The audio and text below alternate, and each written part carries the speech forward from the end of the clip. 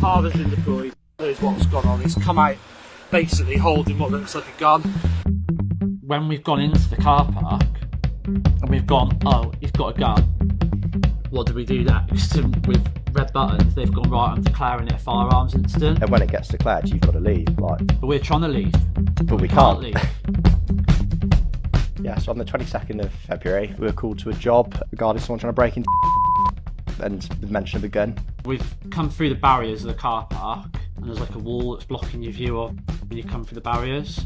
And as we've driven past and come to the end of the wall, we can see to our right there is someone fully masked up, all in black, and they're pointing something at us that looked like a gun. So when he's gone down to the trolleys prior to our arrival, he's wrapped, I think it was a jumper around his face, and then he's almost like started to, it looks like he's like psyching himself up. He starts bouncing up and down, like he then starts posing, kicking the trolleys, mimicking almost exactly the same thing as he's done when he's come up to the police car.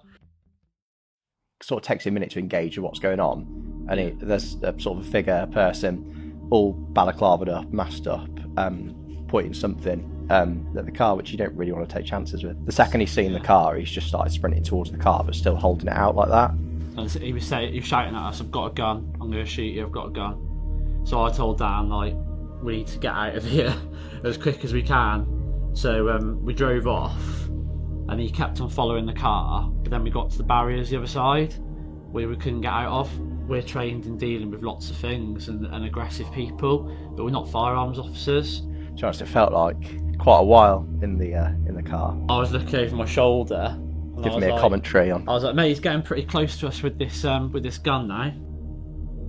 And then he's at the car. He's at your side and the passenger side, and then starts kicking the door.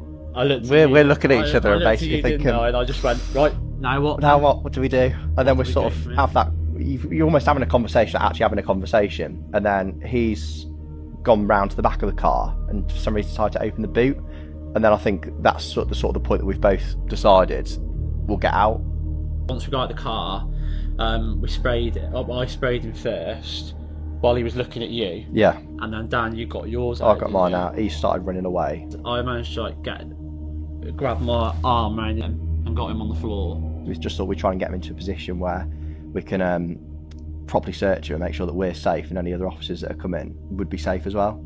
So once we've got him secured, I think that's when we've sort of unravelled and realised that he's just sort of adapted something in a way that would quite easily mimic a firearm. Well, we then thought we need to ID who this person is, so we've taken his face off, and that was when we realised it's Matty Sylvester. We know that he's got a history of trying to assault police officers. Looking back on it, it's like it's in slow motion, but at the time I remember thinking, you've got so many things going on at once, and you're trying to think of your safety, you're also trying to think of how to deal with the job as well. You've got that much going on in your head. It almost gets quite overwhelming reflecting on it. I don't think there's much we would have done differently to how we acted it with the kit we've got, the training we've got.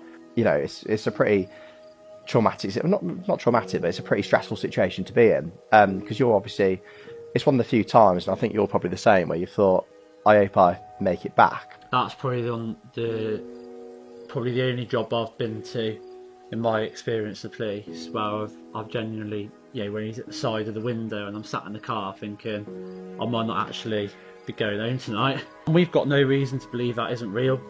You hear about all these stories of people that want to do police harm, and there's terror attacks and stuff like that.